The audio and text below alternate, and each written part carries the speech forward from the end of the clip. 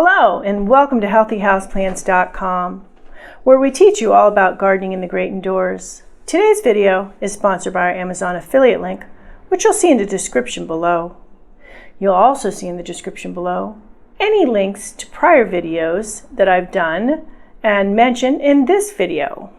So today we are checking back in on this lovely mixed planter that we made about 2 months ago when the video was created, and I have a link for that below. It's a lovely croton and a pothos that we put in this really pretty vibrant pot. You can see it's grown considerably since the 2 months, so it's definitely loving its home and it is looking better and better every day. So that's one thing to keep in mind when you do create these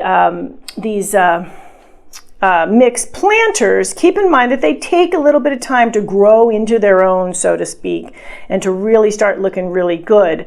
So you're better off, that being said, you're better off not cramming a whole bunch of plants into the planter when you first plant to make it look full, because what'll happen is it'll quickly outgrow that container. So as you can see, if I had done more than 3 in this, that would definitely, maybe even at this 2-month mark, maybe even be too many plants at this point. So I'm glad I only did the 2, and I will probably, pothos are okay about growing in close quarters as are croton, so probably will be a while before I have to repot this. But I wanted to give you guys, show you guys how good the plant is looking. And when we planted, there was a lot less foliage. So this one leaf I'll be taking off soon. But since it's got a lot of new foliage growing on it. So you can continue to groom your plant, have another video on grooming your plants as well, and make them look make your planter look really nice.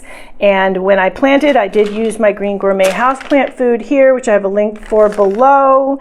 And it has, since it has definitely become established, you know, a mixed container has become established when you get new foliage on the plants, which both of these plants do have new foliage. The croton also does here.